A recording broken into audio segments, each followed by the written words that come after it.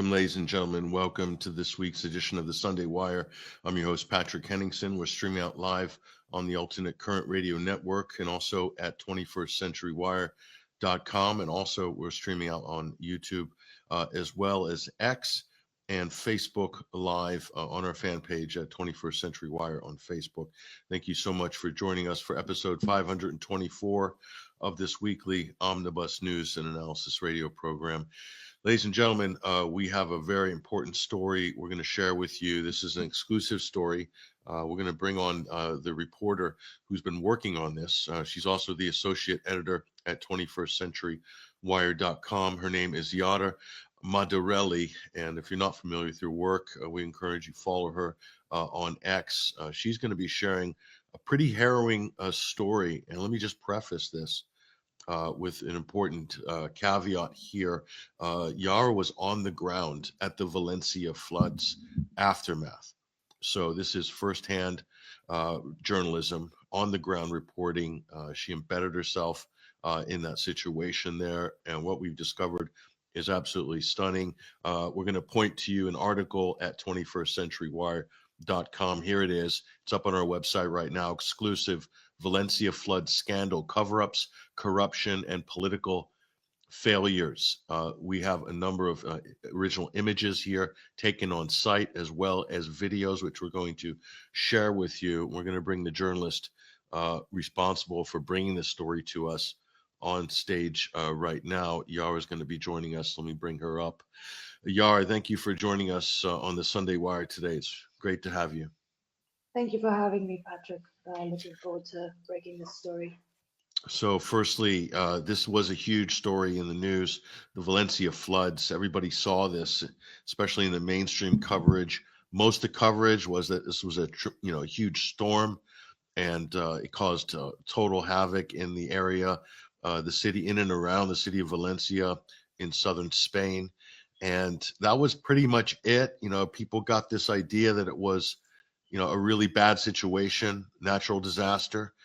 But it seems like there was a lot more going on behind the scenes than what we read in the mainstream. How did you, firstly, Iara, tell us how you got interested in this story, and what prompted you to basically mount your independent investigation?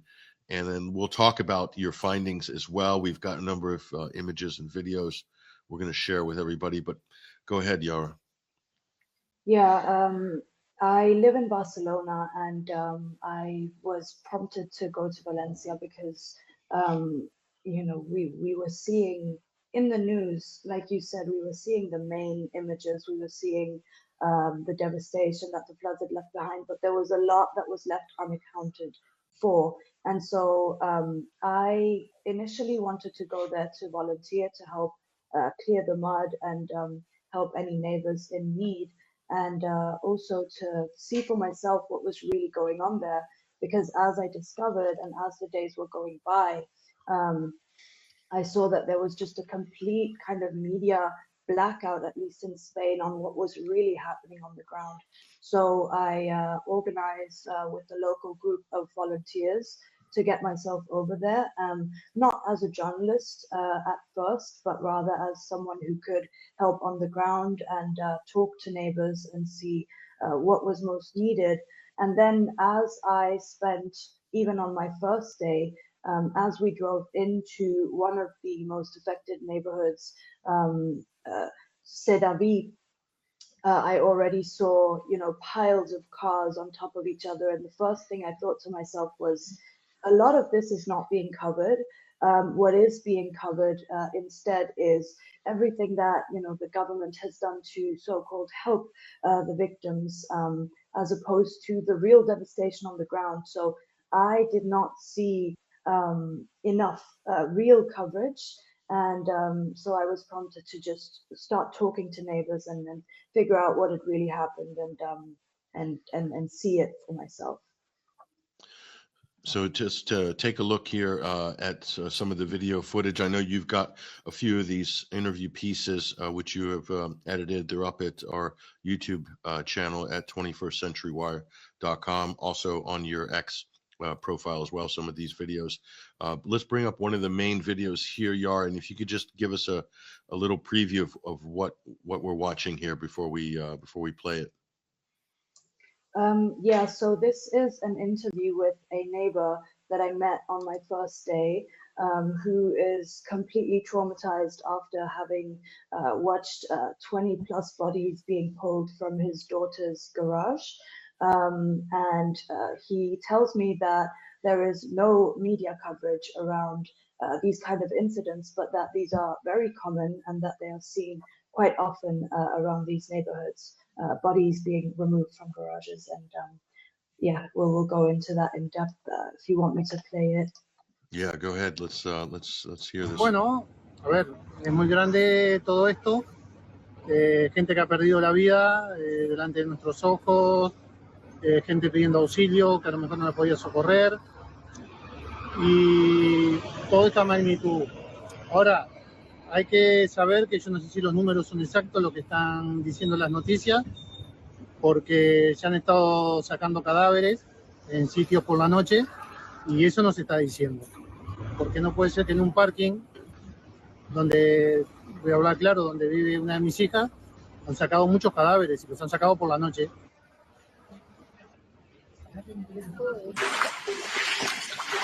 I was just told by the supermarket owner that 3 bodies were taken out of this supermarket, and the actual body bags are still here. So I'm just coming up here to show you guys the body bags so you can see for yourselves.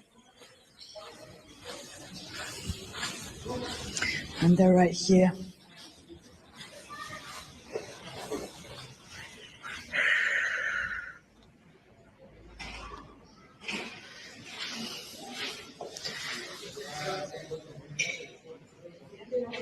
The body bags.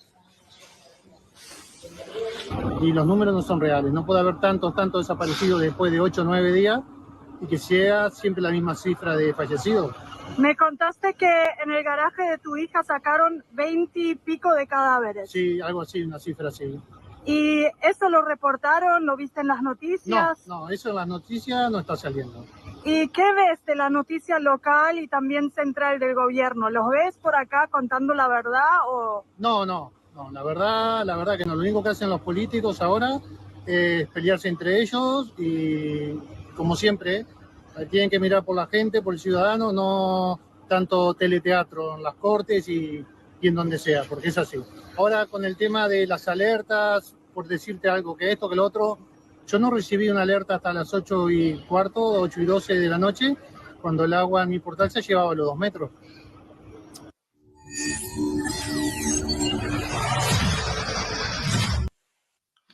So Iara, tell us the reports. What were the mainstream reporting in terms of body counts, and then how was that different from what you were discovering on the ground?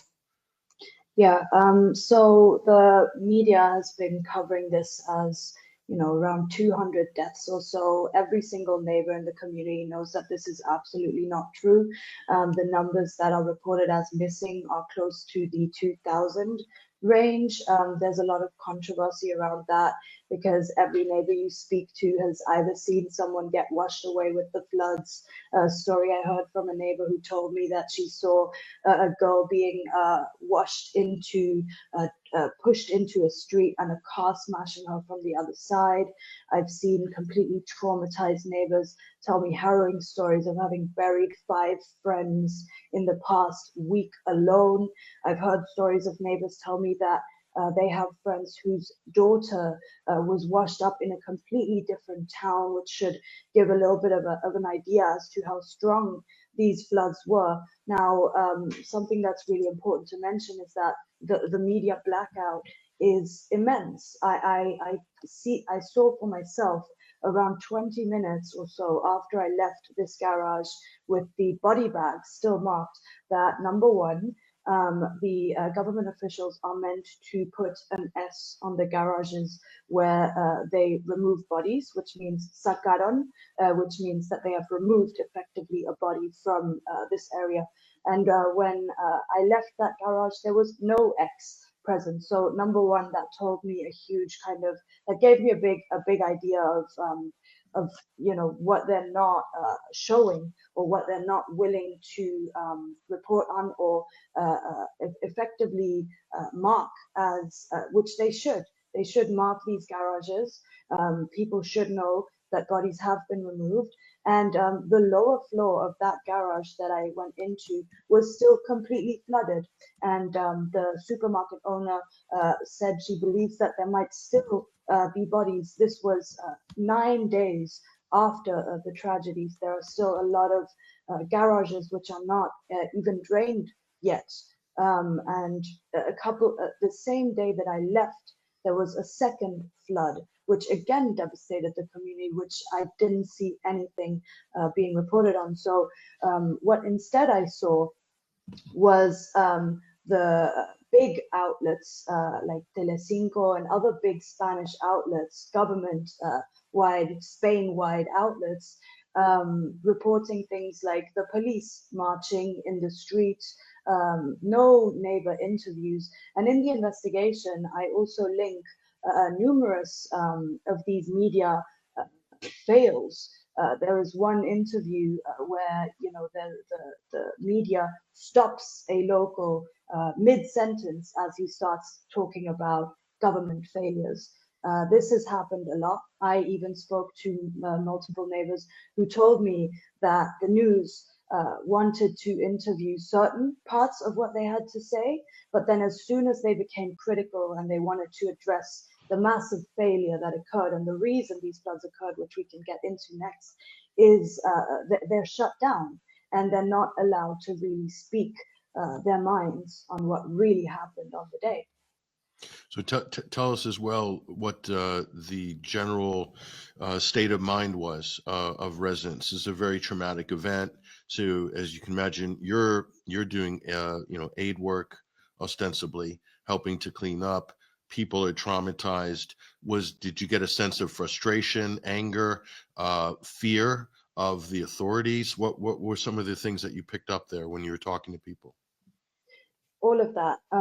Every single person I interviewed nearly started crying or started crying towards the end of the interview.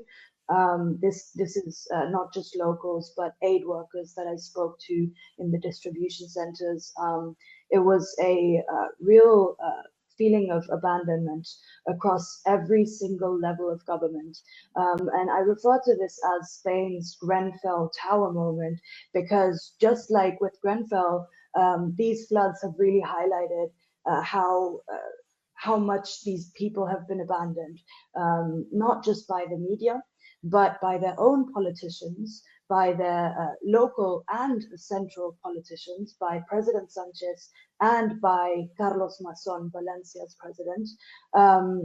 They feel completely abandoned. They feel furious and hopeless. And they also do feel like the only people that are really on the ground helping them are volunteers. And this is actually something that I'd like to get into next with you, Patrick, because I spoke to a local in also the neighborhood of Sedaví that maybe we can play this later, that discussed with me and showed me his completely devastated home.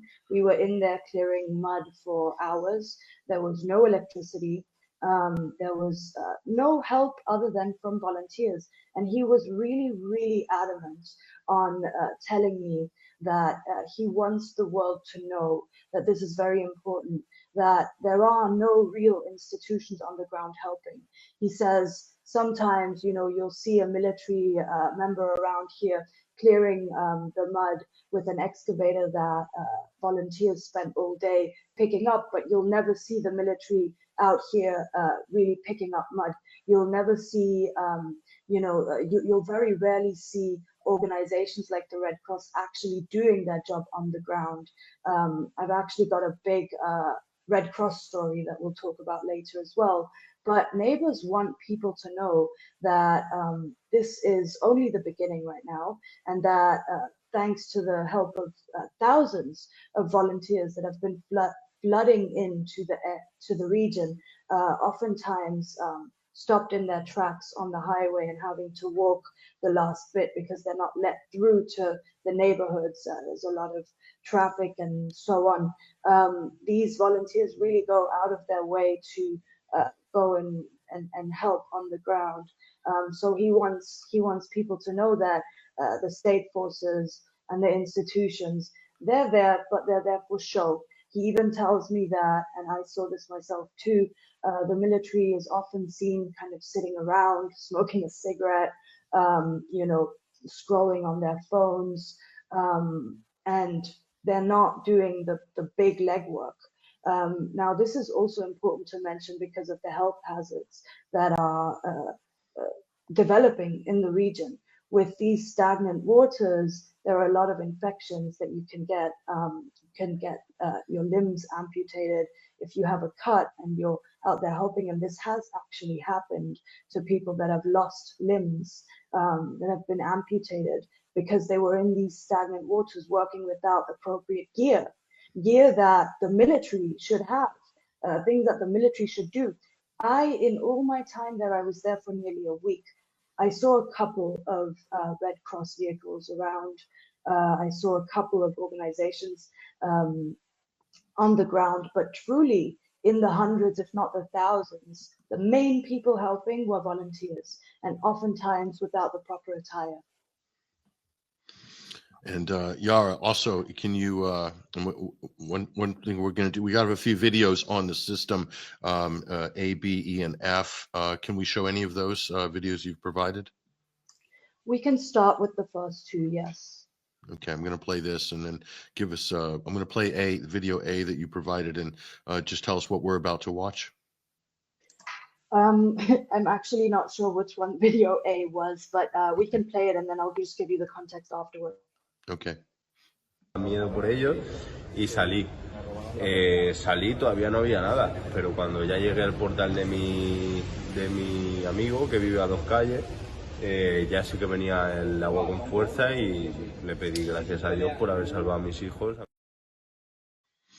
I mean, incredible scenes with the cars piled up. We saw the images on the news of cars being washed down the street, and everybody saw those.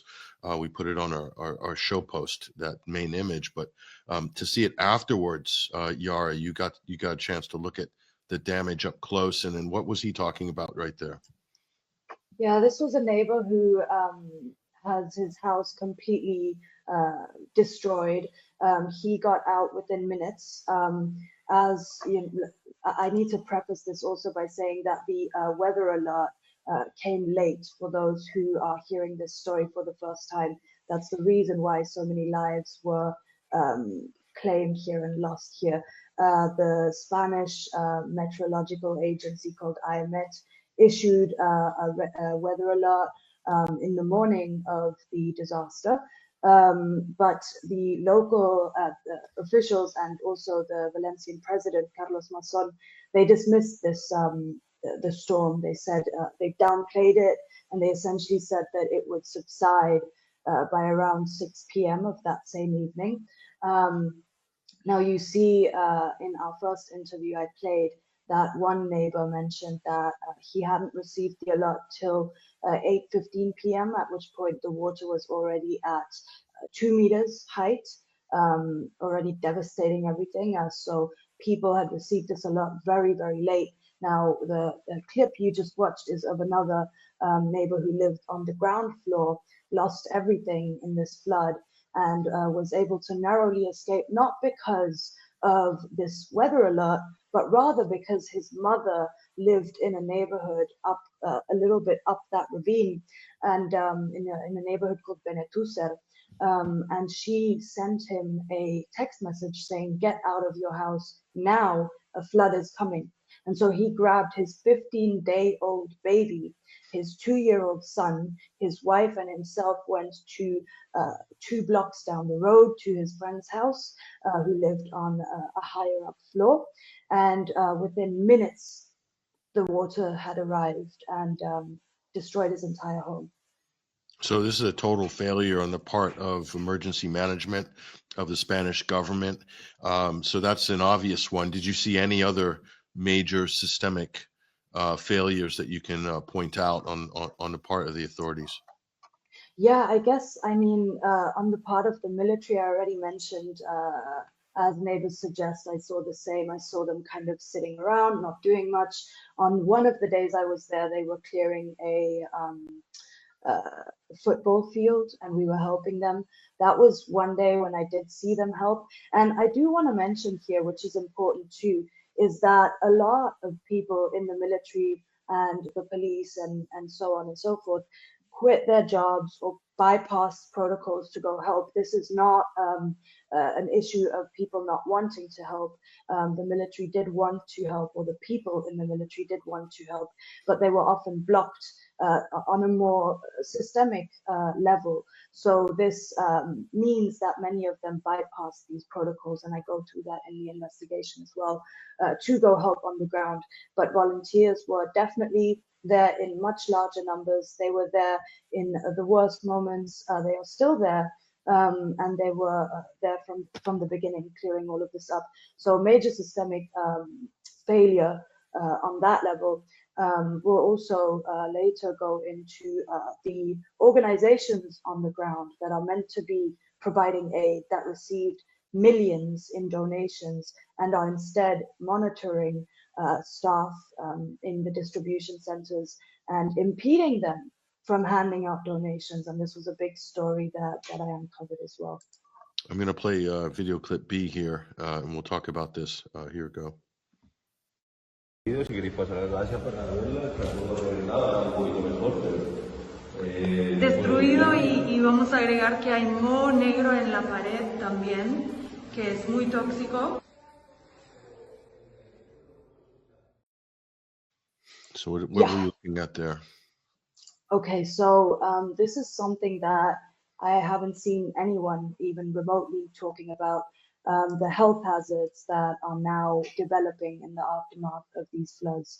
So of course, you know, we have to deal with the immediate aftermath, which is still ongoing, which is about clearing bodies out, draining garages and so on and so forth. But for neighbors such as this one who has kids and black mold is growing on their walls, and many, in fact, he himself wasn't even aware of what black mold is. I think it's important to mention that this is just the beginning of potentially the casualties that we'll see around this disaster.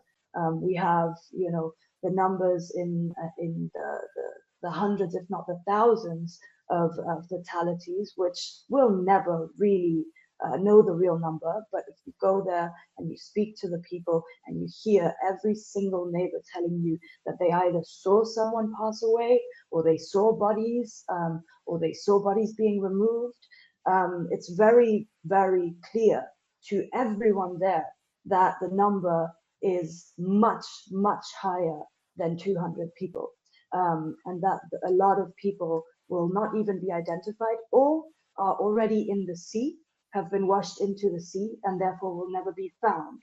In 57, I believe it was, the same area flooded, not to 2 meters, but to around 1 meter.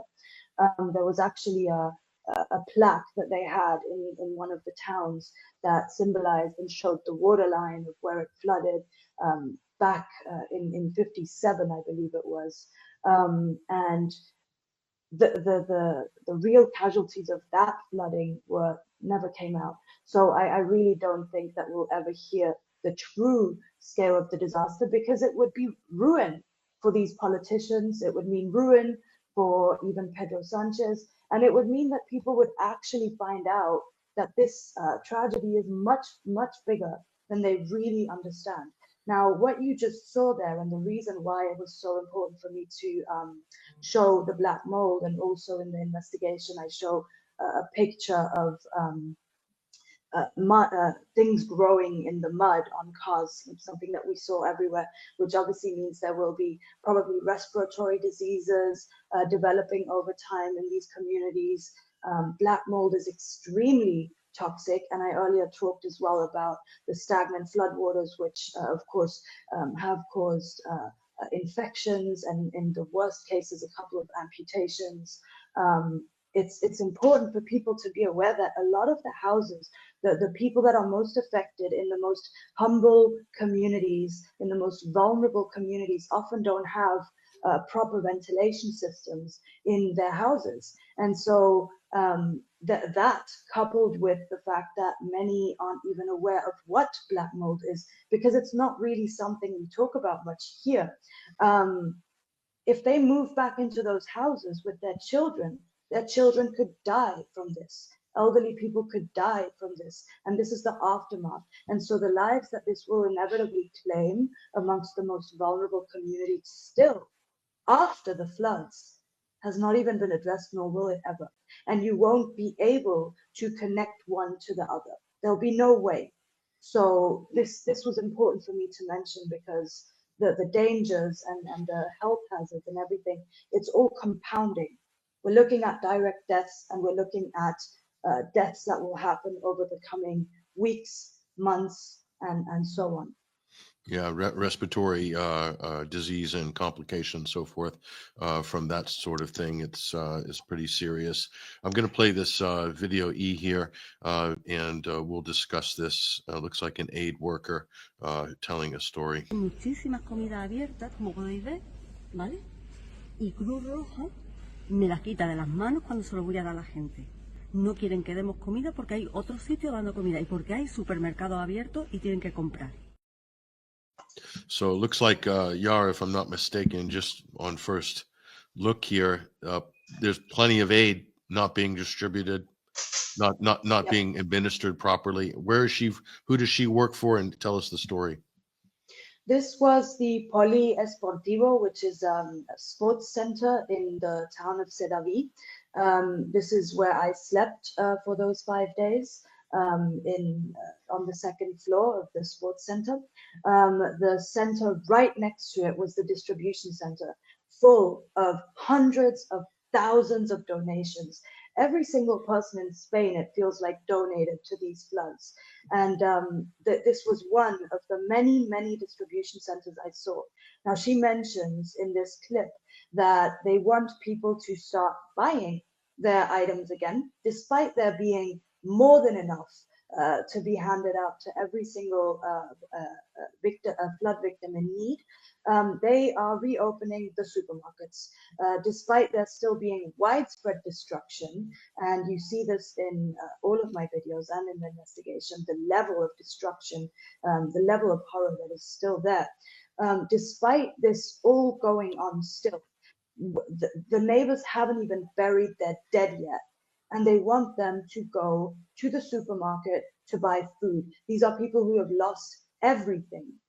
And you expect them to go to a supermarket to buy food when there are readily available items. Speaking with another person on the ground, she told me that they are closing down distribution centers, and this was in one of an even worse affected neighborhood. As over the course of my 5 days there, I started walking further and further out to more and more affected neighborhoods. And this neighborhood that I'm telling you about here is Masanasa neighborhood.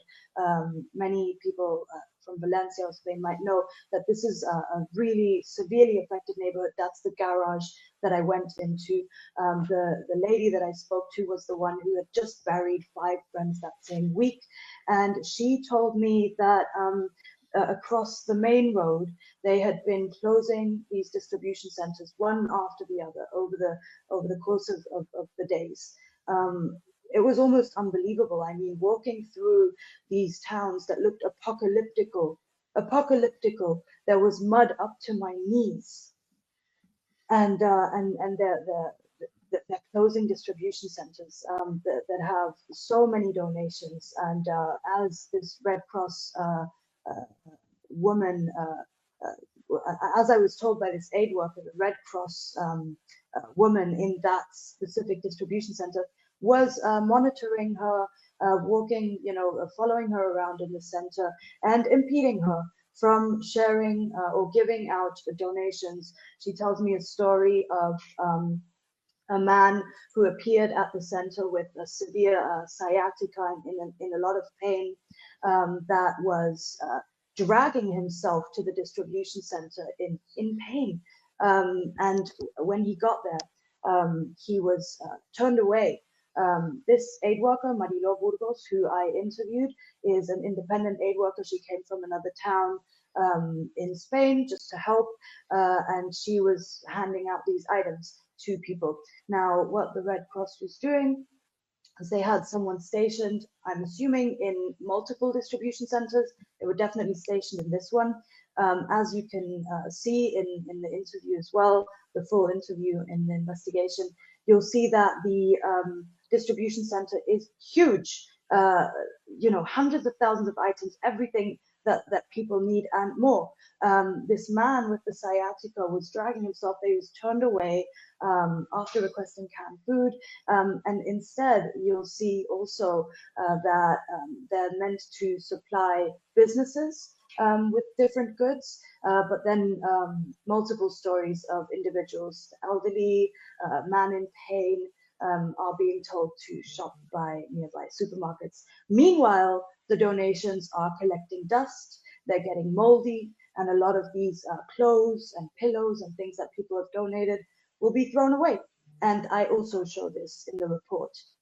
Yeah, we saw the picture of you literally taking the dust off of the donations. So, I mean, a total failure there on the part of the big NGOs, the big names that are supposed to be doing something. It wasn't because they were short of supplies or donations. They just weren't able to perform their basic function, which is pretty shocking considering we're talking about this is hundreds of millions of dollars per year go into this organization internationally. So. Go ahead, Laura. Important to mention here that the Red Cross wants you to donate financially to them. They're not really that interested in your material donations. The material donations are gathering dust and they're getting moldy. And so when I asked this aid worker, well, what should people do? They can't, donate financially because there's mismanagement of funds. It's not really going towards those in need. And shall I mention as well that on the ground, I saw maybe 5 or 6 Red Cross cars. And not once did I actually see them hand anything out. I just saw the cars, that's all. And then heard this story about the Red Cross worker monitoring everyone. We got another video clip here. We're going to play this. Hold, here we go. Mira, todo calladito, que lo están grabando. Caja abierta, que aquí en nada tenemos ratones, ratitas, cucarachitas, porque está la cuenta abierta, evidentemente, y no lo dejan darla. Ya hay paquetes abiertos, ya hay, mira esto, con un dedo de polvo ya, ¿cómo se lo va a dar la gente? Lleno polvo, y no me dejan darlo. No me dejan darlo. I mean, it's just a total failure, basically. What's going to happen to food's not going to get distributed, basically. It's just going to sit there, and then where's it going to end up? Probably in the landfill, the municipal landfill. Who knows? I mean, nobody knows where it's going to end up. There's been a couple of kind of tweets made about this, these clothes being thrown out and thrown away, and people wanted to highlight this specifically and say, look what's happening to your donations. They're throwing them away. And then the distribution centers have answered, or these organizations answered, yeah, these were thrown away because they were moldy, and we had to throw them away. Well, they only got moldy because you didn't hand them out on time. So it's kind of a full circle moment that if you to the listeners, if you watch the full interview, you'll see these items getting moldy. And there was another controversial revelation about the Red Cross that I need to mention. Now, this is also up on the investigation. You can see the aid worker telling me how the lady from the Red Cross arrives every morning. She has a look around the distribution center to see what items have newly arrived. What she does then is she makes a bag for so we got a little every day. This is someone who's not affected by the floods. Okay. Yeah, can you hear me? Yeah, I can. So we had a little connection issue there, but we've got you back. I want to Okay. bring up this image up on screen here. Tell us what we're looking at, Yara. This is Yeah. muddy handprints on a wall. This looks like the Consum supermarket. 3 bodies were removed, and so the water sweeps in. There's literally people buried in the lower floors of these buildings. Go ahead and tell us what you saw. Yeah, so this was the garage that I went into, the clip of which we showed you at the beginning. This was the lower floor was still flooded on this garage, and these were quite striking image of handprints on the walls. You can only imagine what happened in that garage. Yeah, it's pretty incredible. Again, this is detailed in your report here. We'll put it up on screen again. We've dropped a link on the live feed on X as well as Facebook Live here. We'll probably try to do the same on YouTube comments, but exclusive Valencia flood scandal, cover-ups, corruption, and political failures. I'm going to play another video clip here. This was video clip C, which you provided to us. Let's go ahead and watch this.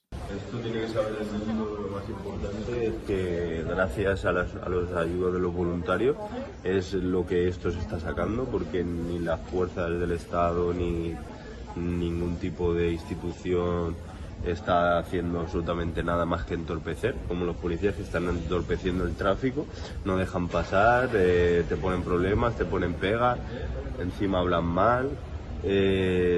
Los militares se dedican a estar descansando, a no hacer nada. Los únicos que están aquí al pie del cañón son los voluntarios que vienen por su cuenta, y gracias a ellos esto está saliendo un poco adelante. So just to be clear, Yara, you were a part of that team in the hazmat suits clearing up the mud. So presumably we're looking at some of your colleagues there. Obviously, Yeah. you're dealing with potential dysentery, cholera situations potentially there. So I realize it's quite can be hazardous work, not just emotionally, but physically as well. So what was he was basically reiterating, I think, what you were telling us earlier, right? Yeah, correct. He was very, very adamant on sharing this to the world. You saw his house, you saw the destruction that that house was left in, and he was just reiterating to the world that nobody other than the volunteers are helping us. He said the only people who care about us are the volunteers, and you'll never see the military out here really getting into the thick of it and shoveling the mud and handing out food or cleaning supplies or help people get electricity in their houses again. All of this is done by people who come on their own accord and want to help. I think I was cut off a little bit earlier due to connection around the story of the Red Cross, which I did want to really quickly mention, Patrick.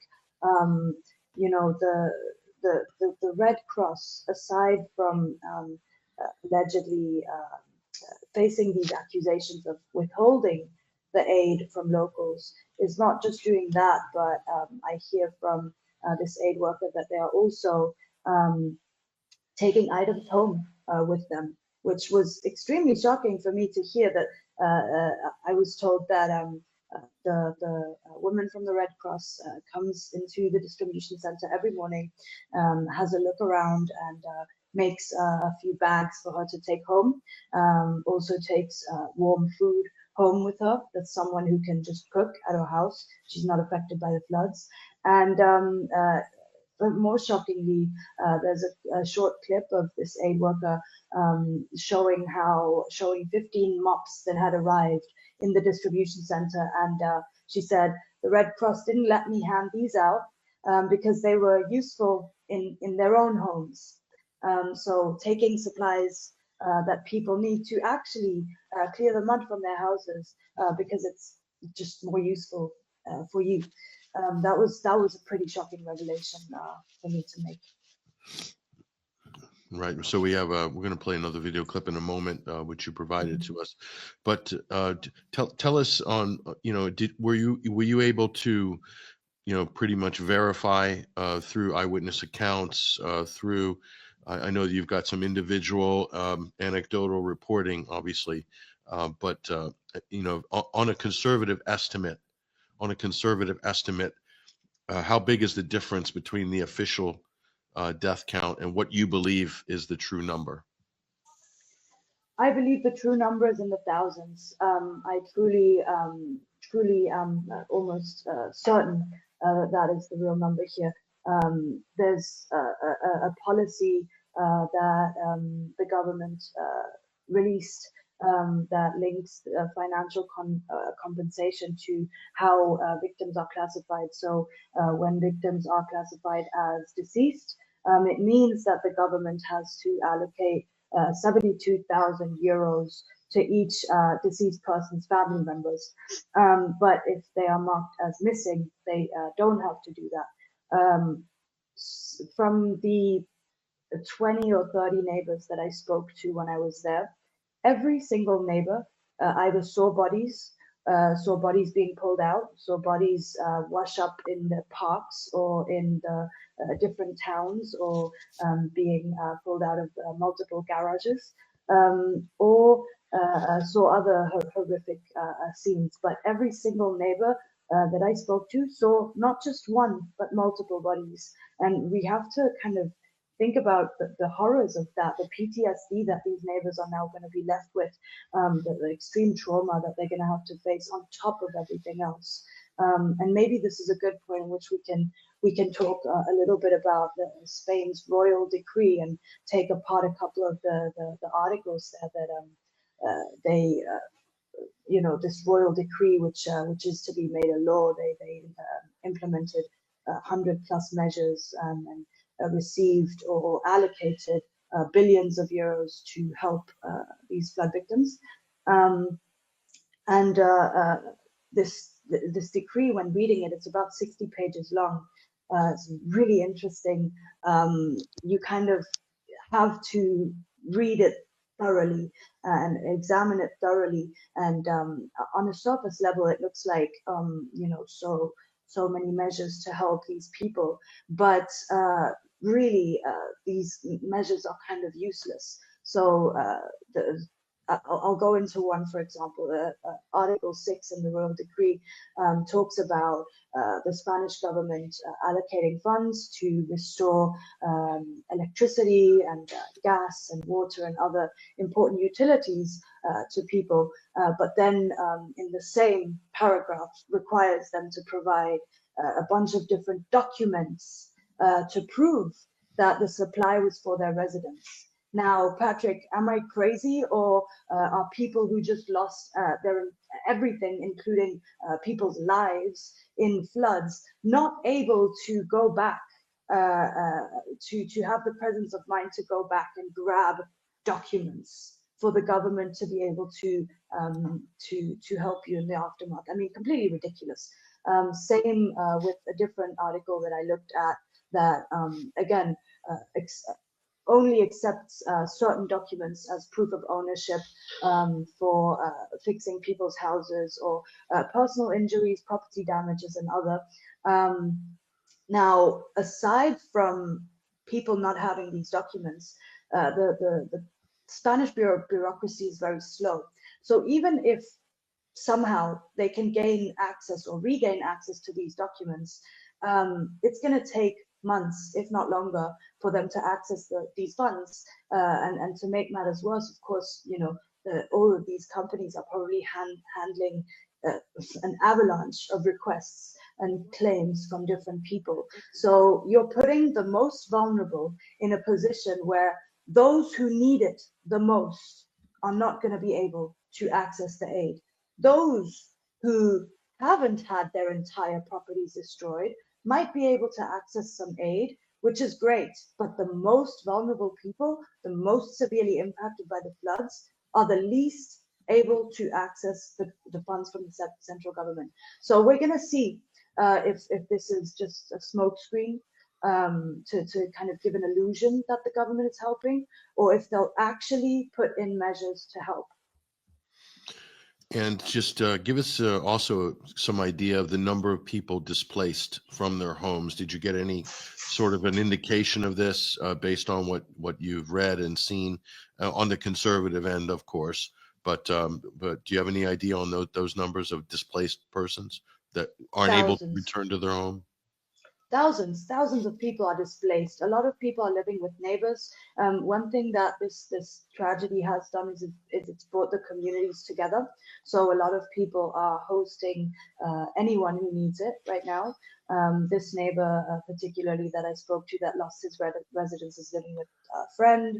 Others have to leave Valencia completely, move out, move to a different town or so. But the ones that are still there, that have either lost their businesses or their homes, their entire livelihoods, they're usually being hosted by the community themselves. So they're kind of left to fend for themselves, right? Because they're not going to be able to access the aid more than likely. And if they are, it won't be for quite some time still. And those who have lost everything are now left to fend for themselves. Other neighbors who have maybe not lost as much, but also lost either people or material possessions, like their cars or so, to the floods, are now left in a position where they have to look after the community because the community feels abandoned. Here's another video clip we're going to bring up on screen here. We'll get your comments and just describe what we're looking at here, but here it is. Aquí no tienen nada que ver ninguna institución, ni el gobierno, ni nada, para que todo esto se arregle. Sí, claro, viene el ejército y te empuja con una máquina excavadora todo lo que tú vas a amontonar en los voluntarios, pero no verás a uno del ejército quitar cosas, no verás a uno del ejército darte algo de comer, no verás proporcionar cárceles para limpiar, alargadores por si no hay luz en este sitio que lo de otro sitio lo traigas, mascarillas, todo eso lo verás en la gente voluntaria, no verás en ninguna institución. Gente voluntaria es la única que se preocupa, abre su furgoneta. So to power outages, I assume the city sewage system is probably not functioning.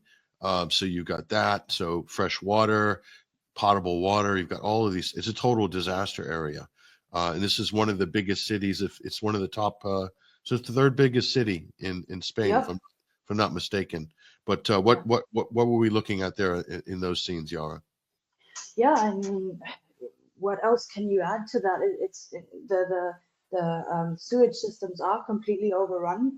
Every single one that you walk past is, in fact, we weren't able to clear mud out of many areas because the sewage systems were full, and that's where we were kind of, we were grabbing water and clearing the mud and then pushing that into the sewage systems. But you can't really do that anymore because they're flooded, they're full. So there's nothing left to do there. Electricity, most houses don't have electricity, so you're going in with a little lamp on or a flashlight into these places and trying to clear mud in a completely dark place is not exactly a fun endeavor, and also dangerous in many ways. Yeah, it's what he says. You won't see the main institutions that are supposed to be there to help. You won't see them helping nearly a fraction. You won't see them do nearly a fraction of what the volunteers are doing, who are really getting their knees into the mud and are clearing everything out one day after another. And one of the, you can tell us a little bit about this detail, because I think this is just shocking. And I'm not sure if you go into too much detail on this in your report here, but the Spanish government is offering loans to people rather than cash and aid to get things back on their feet. They're giving out loans. Is this really happening? Monetary loans, from what I've seen. I haven't looked too deeply into this, but I did see when I was there and heard from several neighbors that they are getting loans. But these are loans that, of course, will have to be repaid in due time, and interest will accrue on those loans. And as interest accrues on those loans over time, the neighbors are left worse off than they were to begin with. So how is this really any help? The loans, but then also the, we look at the money that they're apparently going to give via this royal decree, if you have the right documentation, is 60,400 plus euros per residence that was completely destroyed. So, of course, that's not the real price of a house in this economy. It's much more expensive. So that's not gonna really allow neighbors to rebuild fully. You have to also think it's not just that you have to clear out mud from a house or whatever. These floods ravaged entire communities. They tore cars, crashed into walls and completely destroyed them.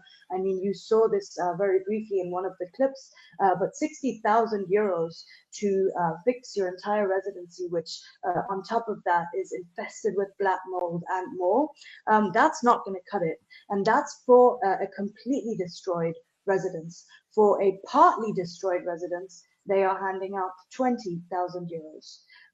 14 billion euros were allocated to the government, 18 million plus to the Red Cross. Where's the money? And why isn't it being allocated to those who need it the most? It's not. And they're not going to be able to rebuild their lives anytime soon, especially the most vulnerable. That is a lot of money. I mean, you'd think that you'd be seeing some visual evidence of that level of money on the ground, but according to what you're telling us, Iara, it's just not there. It's not there. It's not there. Like I said, I saw a couple of Red Cross cars. I saw another organization called Caritas, which is well known here, and in fact heard a story of one of my volunteer friends that I met there going to pick something up, cleaning supplies, presumably, at the Caritas, which was stationed at a church in the center of Sedaví. And they were ignoring locals and instead handing out items to volunteers. So it looks like they're kind of distinguishing locals from volunteers and then deciding what they will or won't hand out. Now, why would you hand something out to a volunteer over a local who needs it, presumably more than a volunteer? So this is Caritas. You already have the full Red Cross story. It's about a 3-minute package that I put together that's in the investigation as well, that talks about that. And then, we briefly discussed at the beginning of this interview that the supermarkets are reopening. So of course, with the reopening of the supermarkets, there's money to be made.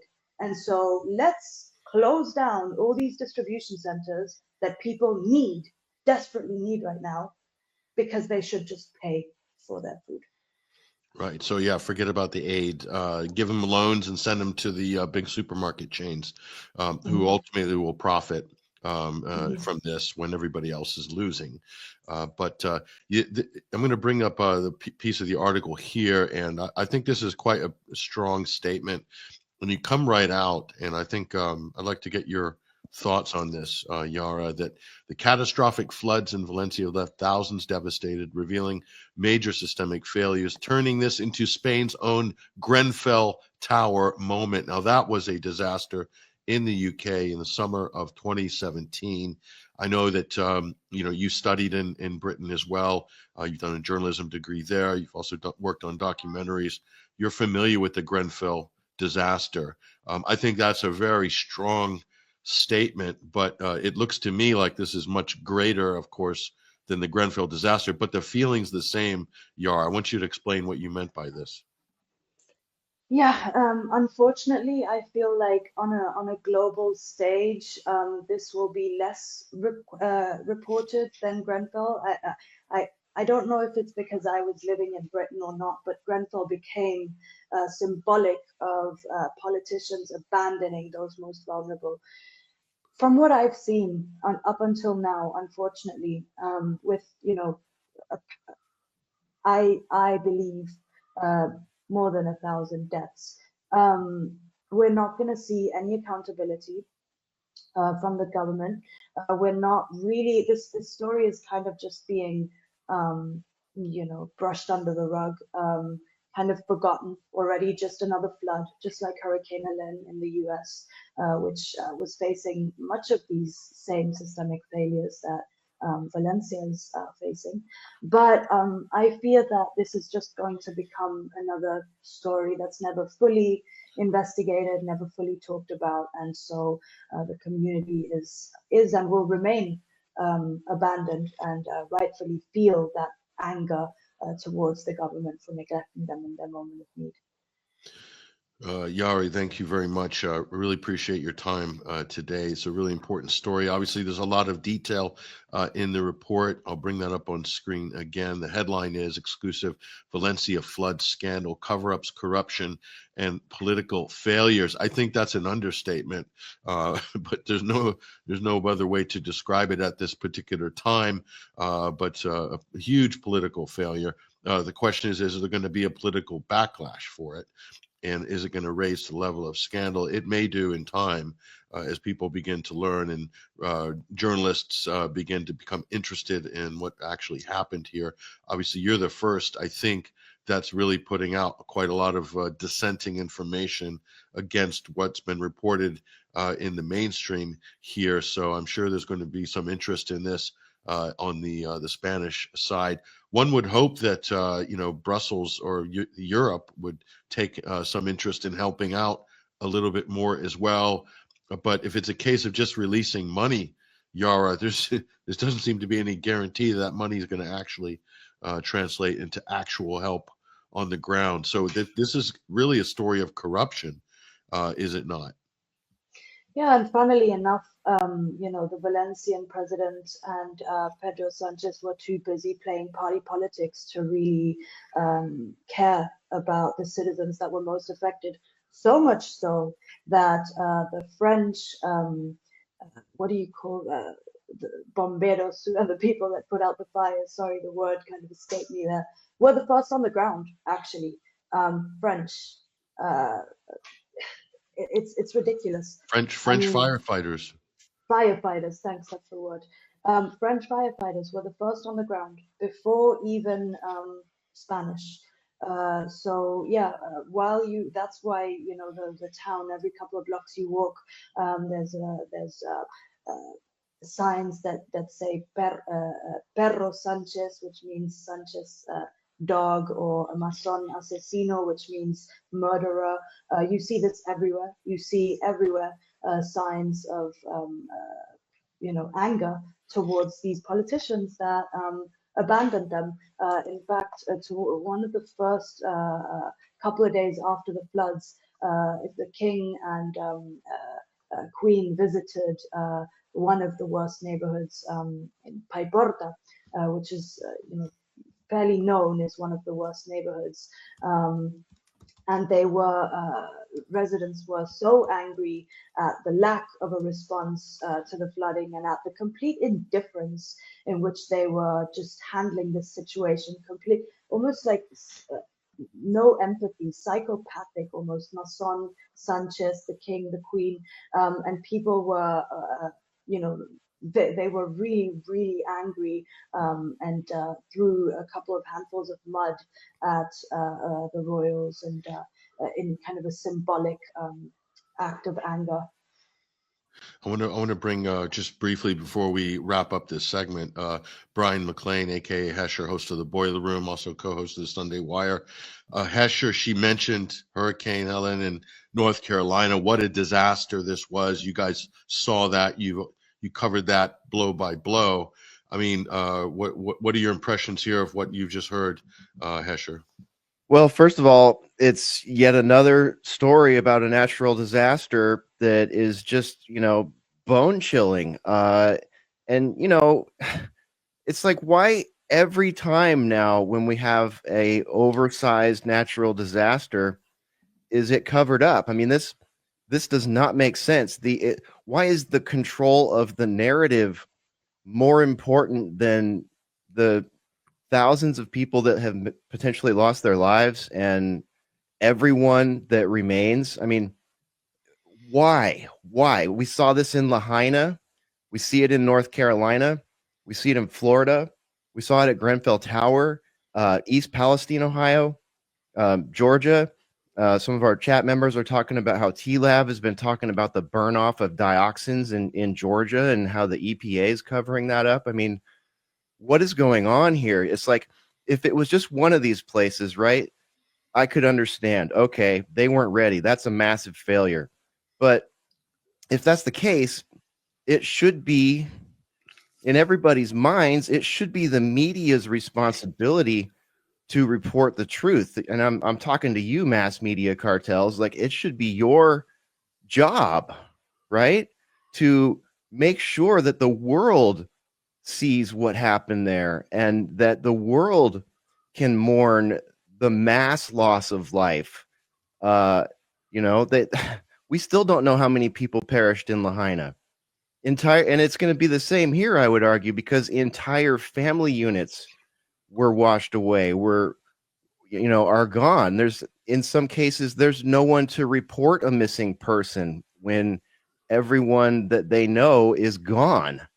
So it's like, why is it more important to the mass media and those that control the mass media to lie to the people? It's one thing to lie, a lie of omission, to not say something, but this is next level up. This is a flat out lie of numbers, statistical facts that change everything.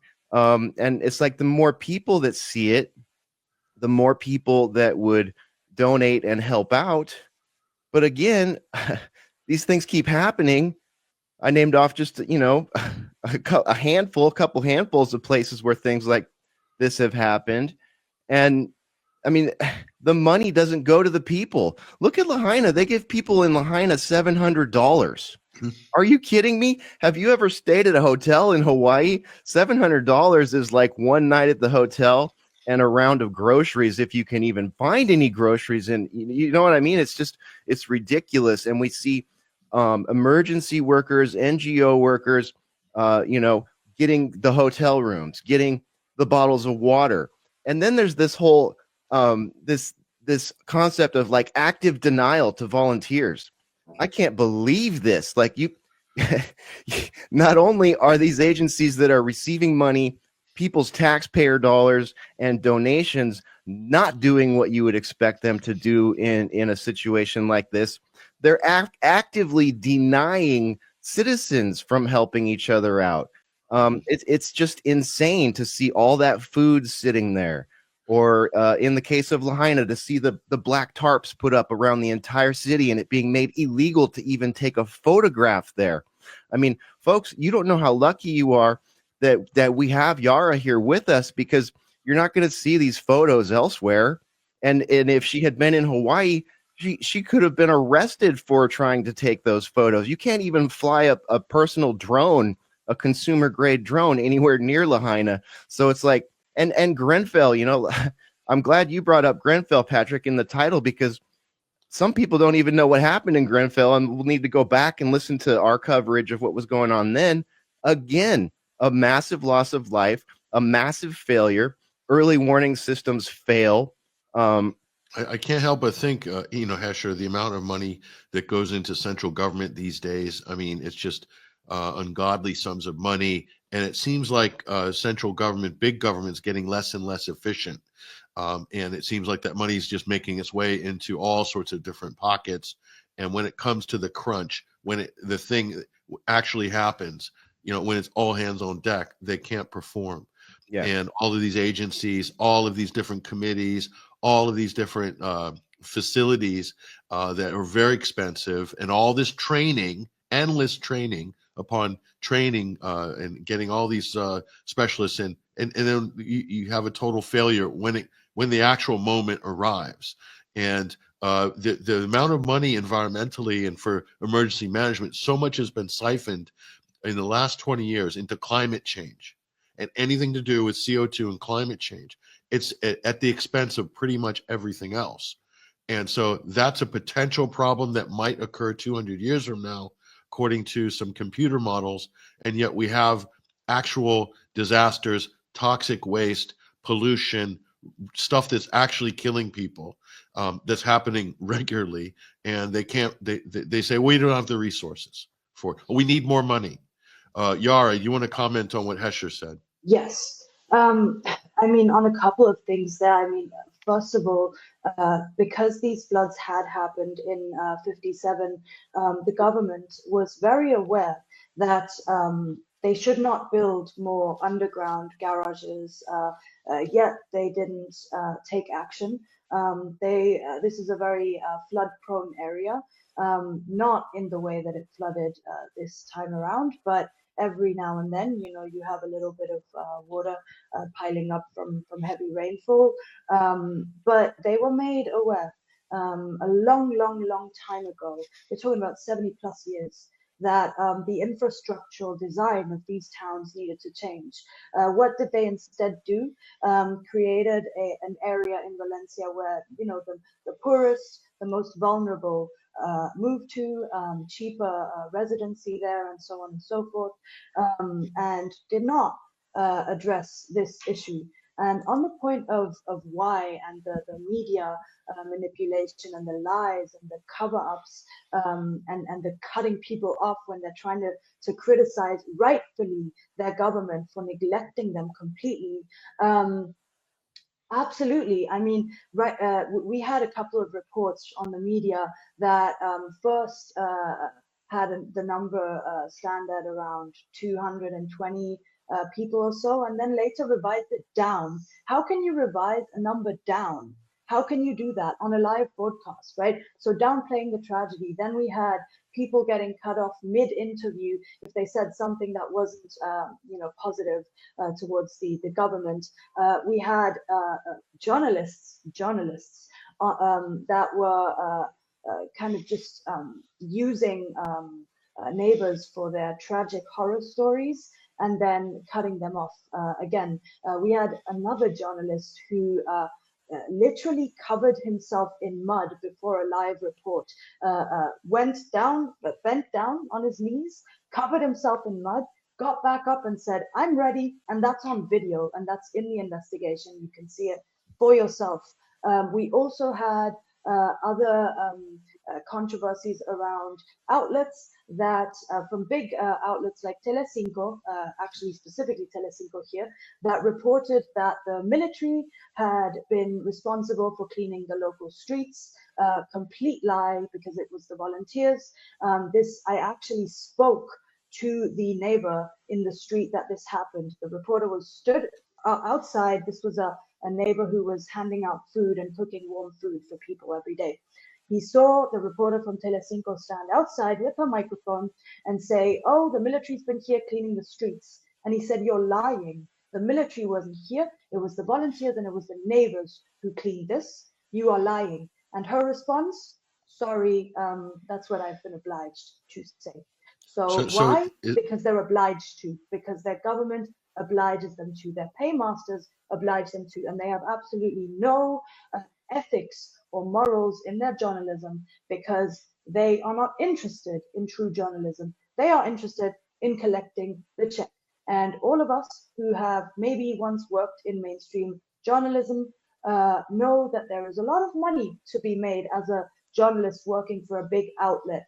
There's not so much in independent, real, true journalism. But who do the algorithms pick up? These people. That's why I mentioned earlier that 20 minutes after I left a flooded garage with body bags still there, I see the big outlets waiting where? With their little microphone and camera? Where the police is about to march down in the street, so that they can report that, oh, the police is here helping. Oh, the military, look at them parading and marching down the street. Ridiculous. Yeah, they're looking for that money shot, that the government officials will be happy, and it just sounds like there's a lot of corruption, a lot of propaganda, quite frankly, and this coordination between the state and the mainstream media. Big problem in Spain, as it is in many countries, but particularly bad here. I'll have to say, Iara. I mean, this is one of those moments where if you're working in the press, you've got to sort of, this is your chance to do something really useful and positive. And it seems like they just completely dropped the ball right across the board. You interface with mainstream media while you were there as well, so you can testify to the fact that they just weren't really covering the real stories there. We're glad that you were there. You took a great risk, personal risk, Iara, for yourself, and with the limited resources that we have available, that you have available, to make sure this story gets seen and heard. Just think of what the mainstream could do if they were actually doing their job. But you've done a tremendous job here. We'll put your report back up on screen. Folks, I want you to read this and share it. This isn't the last installment of this story, by the way. There's more. Iara's done some tremendous video reports, some of which are embedded in this article. But there's more to come as well. I know you've got a follow-up piece you'll probably be publishing on this story too. But this really should be a big scandal. And I think more will come out, Iara, over time on this. It's just there's going to be that painful delayed reaction. Hesher's nodding because he knows exactly what that's like, that painful delayed reaction where the facts just don't come out quick enough. They want to slow walk it so it doesn't hurt anybody's political fortunes, unfortunately. But again, Iara, thank you very much. We really appreciate it. Iara Modarelli, she's also a new associate editor at 21stCenturyWire.com. Done some great reporting already, Iara, on so many important stories, especially the pro-Palestinian demonstrations in Spain. You've done a great job covering those as well, and I think more to come for sure. So again, hats off to you for doing real journalism, Iara, and hopefully we'll get you back on for some updates on this when your next piece comes out. Thank you so much for having me on. Last words from me are, this is what the Maccabi hooligans were fighting about, or were actually disrespecting during the minute of silence in the Netherlands the other day.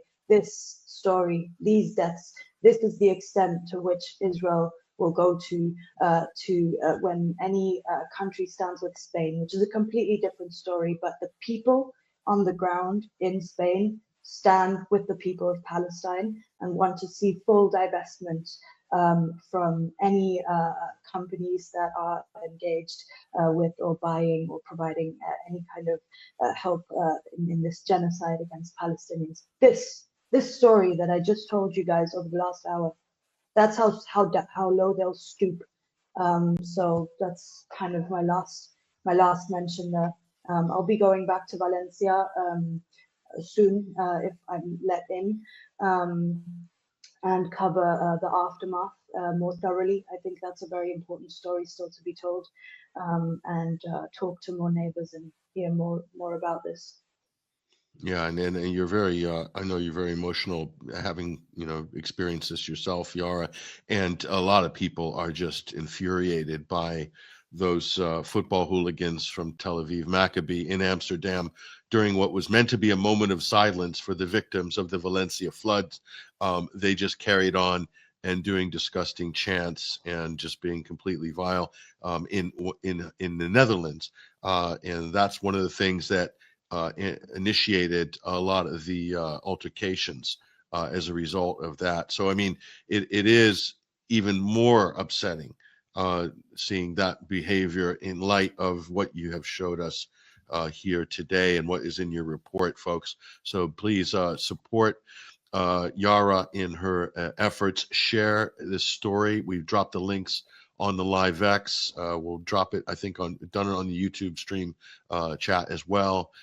As on Facebook Live too. So wherever you're watching this live stream, folks, share this story, get the word out. Iara's done some fantastic work, so we want to make sure that's being seen and read by as many people as possible. Follow Iara Modarelli on X. We've got her link up here in the LiveX stream headline, so you just have to click on that, follow her, and do keep an eye out. She's not only reporting on this, she's doing a number of other excellent reports as well. So you want to definitely support and follow her work. Again, Iara, thank you very much for joining us this week on the Sunday Wire. Great work, by the way. Really appreciate it. Thanks for having me and for covering the story, Patrick. No, that's our pleasure. It's the least we can do. We're going to take a break right now, and when we come back, we're going to bring you Overdrive segment here at 21st Century Wire. Again, I'm your host, Patrick Henningsen. We're streaming out live on the Alternate Current Radio Network and also at 21stcenturywire.com. And I'm going to leave you in the break here with a new track from Joseph Arthur. That's raising a lot of eyebrows, but it is so on point as usual. Great job by Joseph. We'll play this, and we'll see you back in a few minutes.